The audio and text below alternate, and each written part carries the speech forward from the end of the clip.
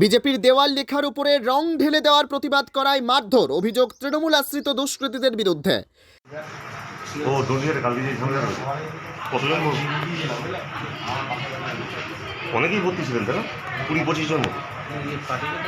সুবিধা অসুবিধা ফোন করবো সব দেখতে ওনাদের কি হয়েছে তো জিজ্ঞেস করো। আর সুবিধা অসুবিধা হলে তুমি আমাকে ফোন করো।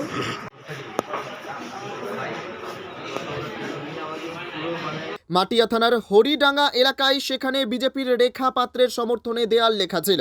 সেই দেয়ালে কয়েকজন এসে রং ঢেলে দেয়। এলাকার বিজেপি কর্মী সমর্থকরা হাতে নাতে ধরে ফেলে এবং প্রতিবাদ করলে প্রথমে কথা কাটাকাটি, তারপর এই বিজেপি কর্মী সমর্থকদের মারধর করে।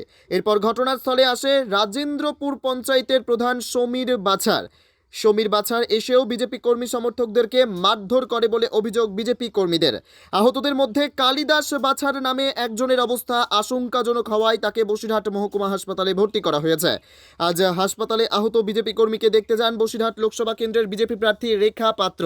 তার পাশে থাকার আশ্বাস দেন। বসিরহাট উত্তরমণ্ডল 1-এর 189 নম্বর বুথে খড়িডাঙ্গায় আমাদের একটা আমার বাড়ির পাঁচিলে, রাস্তার ধারে পাঁচিলে দেয়াল লেখা ছিল, ভারতীয় জনতা পার্টির দেয়াল লিখেছিলাম আমরা। 2 সপ্তাহ মতো হবে। হঠাৎ গতকাল রাতে তৃণমূলের 2 জন দুষ্কৃতী এসে ওই দেয়ালে পদ্মফুলের রং ঢেলে দিচ্ছিল। আমরা হাতে নাতে ধরে ফেলি। তাদের নাম বিপ্র মণ্ডল আর মিঠুন রায়। রং ঢেলে দিচ্ছিল, এবার আমরা ধরে ফেলি হাতে হাতে। এখন ওরা উজন আমাদেরকে মারধর করছিল। সমীর বাছার ও দলবল নিয়ে চলে আসে, এসে আমার সমীর বাছার রাজেন্দ্রপুর অঞ্চলের অঞ্চল প্রধান, ও এসে আমাদের এসসি মোর্চার সভাপতি কালিদাস বাছার, যে হসপিটালে অ্যাডমিট আছে বর্তমানে, তাকে প্রচণ্ড মারে, মাথায় মারে, এবার কানে মারে। ও কথা বলতে পারছে না, মাথায় সিটি স্ক্যান করা হয়েছে। আর আমার বাবা 80 বছর বয়স, আমার মা 65-70 বছর বয়স, সবাইকে মারে, গলা টিপে ধরে এবং ছোট বাচ্চাকেও ছাড়েনি। আমার বাড়ির পাঁচিল বা আমার গেট সব ভাঙচুর করেছে এবং আরও বর্তমানে প্রাণনাশের হুমকি দিচ্ছে।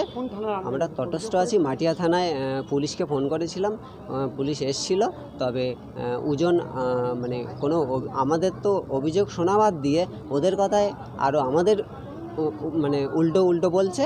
আর আমাদের সংখ্যালঘু মোর্চার সভাপতি আলিম সর্দার, সেও এসেছিলো আমাদের ওই রাত্রে, আমাদের ফোন পাওয়ার পরে দেখতে কেমন আছি। তো ওর গাড়িটাও ভাঙচুর করেছে।